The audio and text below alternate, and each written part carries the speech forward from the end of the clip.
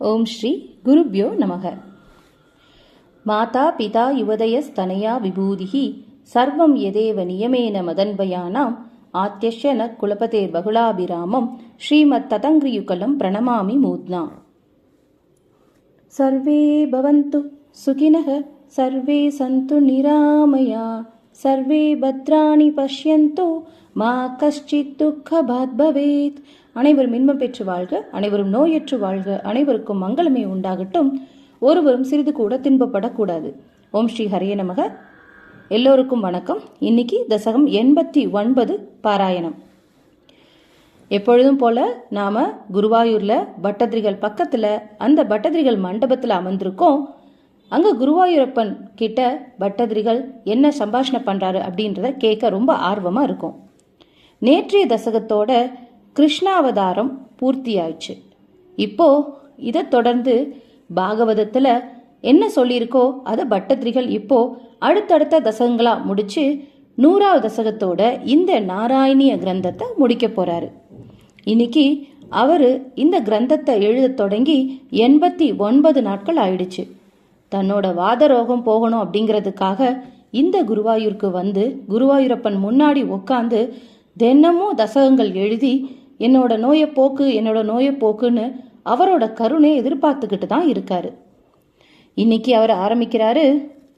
மகாலட்சுமியோட கேள்வனே, குருவாயூரப்பா, இந்த உலகத்துல உங்களோட பக்தர்களிடத்தில் செல்வம் ரொம்ப சீக்கிரம் வர்றதில்லை. ஏன்னா அவங்களுக்கு ரொம்ப வேகமா செல்வத்தை கொடுத்துட்டா அந்த ஐஸ்வர்யம் பக்திக்கு தடையா இருக்கும், செருக்க உண்டாக்கும்.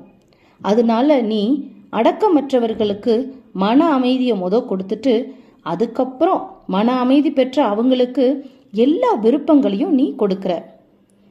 உன்னோட பக்தர்களுக்கு குறைவு அப்படிங்கிறதே கிடையாது. மனம் அடக்கம் இல்லாம ஒருத்தருக்கு செல்வம் சேருமாயானில் அது மதத்தை, அதாவது கர்வத்தை கொடுத்து அவங்கள கீழ்நிலைக்கு தள்ளிடும்.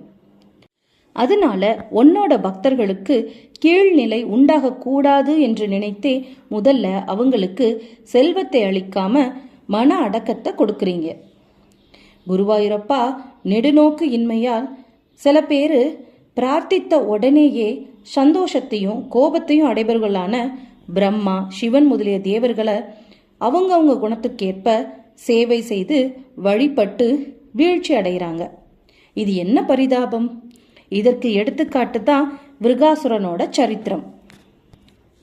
சகுனியோட பிள்ளையான விருகாசுரன் ஒரு சமயம் நாரத முனிவரை அணுகி விரைவில் மனம் மகிழ்ந்து வரமளிக்கும் தெய்வம் யாரு அப்படின்னு கேட்டான். நாரத முனிவரும் பரமசிவனை வேண்டும்படி கூறினார்.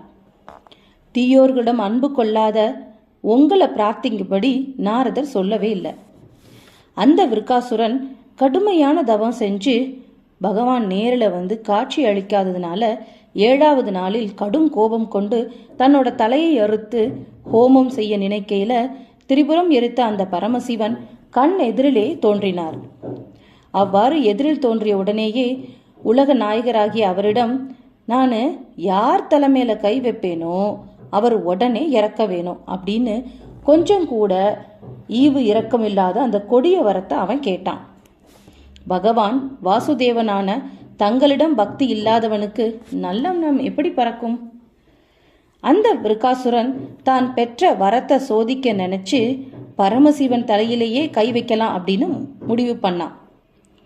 கூண்டிலிருந்து விடுவிக்கப்பட்ட சிங்கம் விடுவித்தவனையே கொல்ல அவன் மேல பாயும் இல்லையா, அதே மாதிரி விருகாசுரன் பரமசிவன் மேல பாஞ்சான். அசுரனிடம் பயந்த தேவனான பரமசிவன் பின்புறம் திரும்பி பார்த்து கொண்டே எல்லா திசைகளிலும் ஓடினாரு. உலகனைத்தையும் மௌனமாக இருக்கையில் அவரு தங்களோட வைகுண்டத்தை நாடி வருவதை நீங்க ரொம்ப தொலைவில் இருந்தே பார்த்துட்டீங்க. புத்திசாலியான ஒரு பிரம்மச்சாரி உருவம் எடுத்து அந்த அசுரனுக்கு எதிரில் போய் நின்னீங்க. நீங்க உங்களோட புத்திசாலித்தனத்தை யூஸ் பண்ணிக்கிட்டு அவன்கிட்ட சொன்னீங்க, சகுனியின் புதல்வனான விருகாசுரா, உனக்கு மங்களம் உண்டாகட்டும். பிசாசின் சொல்லை நம்பி நீ ஏன் இப்படி அலையிற? என் சொல்லில் உனக்கு ஐயம் இருந்தால் நீ ஏன் உன் தலையில உன் கையை வச்சு பார்க்க கூடாது அப்படின்னு நீங்க சொல்ல, நீங்க சொன்ன சொல்ல மயங்கிய அவன் தன்னோட தலையில கைய வச்சு பார்க்க வேறற்ற மரம் போல மடிந்து வீழ்ந்தான். மற்ற தெய்வங்களை வழிபடுபவர்களுக்கு அறிவு இவ்வாறு தான் இருக்கும். பரமசிவனுக்கு நீதானே புகலிடம். இந்த மாதிரி உன்னோட பரத்துவத்தை நிறைய இடத்துல நீ நிரூபிச்சிட்டு இருக்க. கடைசியா சரஸ்வதி நதிக்கரையில வசித்து வந்த முனிவர்கள் மும்மூர்த்திகள்ல சத்துவ குணம் நிறைஞ்சவர் யாரு அப்படின்னு அறிய பிருகு முனிவரை உன்கிட்ட அனுப்புனாங்க. அந்த பிருகு மகரிஷியும் பிரம்மலோகம் போய் பிரம்மதேவரை வணங்க அவர் மரியாதை செய்யாம இருந்த போது முதல்ல சினம் கொண்டு பின்னாடி அமைதியானார். அப்புறம் கைலாசம் போனாரு. பரமசிவன் தனது சகோதரன் என்ற அன்புடன் பிருகுவை அணைத்து கொள்ள, பிறகு அதை தடுக்க மூண்டெழுந்த கோபத்தினால் பிருகுவை கொல்ல சிவன் முற்பட பார்வதி தேவி அதை தடுத்தாங்க. பிருகு இப்ப ஸ்ரீவைகுண்டம் போனாரு. திருமகள் மடியில தலை வைத்து உறங்கும் கமலக்கண்ணனான உங்களை அந்த அந்தனரான பிருகு முனிவர் காலால உதைத்த பொழுது ரொம்ப மகிழ்ச்சியோடு நீங்க எழுந்திருந்து, முனிபுங்கவரே குற்றத்தை பொறுத்தருளுங்க, ஏன்னா உங்களோட கால் உதைச்சதுனால வலிக்கும்ல அப்படின்னு சொல்லி அந்த பிருகு முனிவரோட திருவடிய நீங்க பிடிச்சு விட்டீங்க. அது மட்டும் இல்ல, உதைத்த கால் வலிக்கிறதோ அப்படின்னு சொல்லிட்டும் நீங்க திருவடி வச்ச அந்த அடையாளம் ஸ்ரீவத்சம் அப்படிங்கிற அணிகலனா இருக்கட்டும் அப்படின்னு மகிழ்ச்சியோட சொன்னீங்க.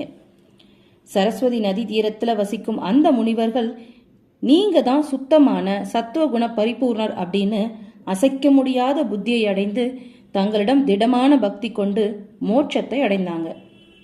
அச்சுதா, திரும்ப வீழ்ச்சி என்ற குற்றமற்ற சுத்த சத்துவ குணம் படைத்த திருமேனி கொண்ட நீங்க, உங்களை மட்டுமே நாங்க சேவிக்கிறோம். முதலும் முடிவும் இல்லாத பரத்துவமான விஷ்ணுவான குருவாயூரப்பா உலகங்களை படைக்க முற்பட்ட போது அரசர்களை துதி பாடகர்கள் துதிப்பது போல வேத உபனிஷத்துகள் எல்லாமே உங்களை துதித்தது. தங்களுடைய திருமேனியோ சச்சித் பரமானந்த ரூபமானது, இரண்டற்ற அத்வைத்த ரூபமானது.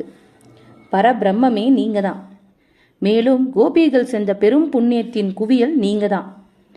அப்படிப்பட்ட ஸ்ரீகிருஷ்ணனான உங்களை எனது அதாவது மனசுனால காயிக உடல்னால வழிபட்டு என்னோட துன்பமயமான நோய்கள் நீங்குவதற்காக பக்தியோட வணங்குகிறேன்னு சொல்லிட்டு பட்டதிரிகள் இந்த தசகத்தை முடிக்கிறாரு. நாராயண அகில குரு பகவன் நபஸ்தே கோபிகா ஜீவனஸ்மரணம் கோவிந்தா கோவிந்தா.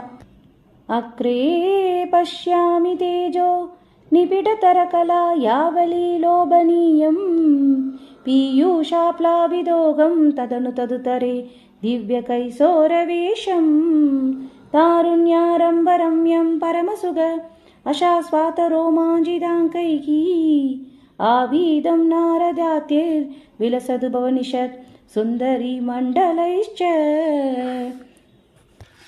நித்யம் சித்தஸ்திதம் மே பவனபுரபதி கிருஷ்ணகாருண்ய சிந்தோ நித்தம் चित्तस्थितं मे पवनपुरपति कृष्णकारुण्य सिन्धो नित्यं चित्तस्थितं मे पवनपुरपति कृष्णकारुण्य सिन्धो हृत्वा निःशेषदाभान् प्रतिसदु परमा नन्दसन्दोहलक्ष्मीं त्वेता नारायणीयं श्रुतिदिषु समर्जनुषा सुत्यता वर्णनेन स्फीतं लीलावतारैः इदमिद गुरुताम् आयुलारोग्यं सौख्यम् इदमिद गुरुताम् आयुलारोग्यं सौख्यम् इदमिद गुरुताम् आयुलारोग्यं सौख्यम् शान्त्रानन्दावबोधात्मकम् अनुपमितं कालदेशावधिभ्यां निर्मुक्तं नित्यमुक्तं निगमसदं सकस्रेण निर्भाष्यमानम् अश्भष्टं दृष्टमात्रे पुनरुपुरुषातात्मकं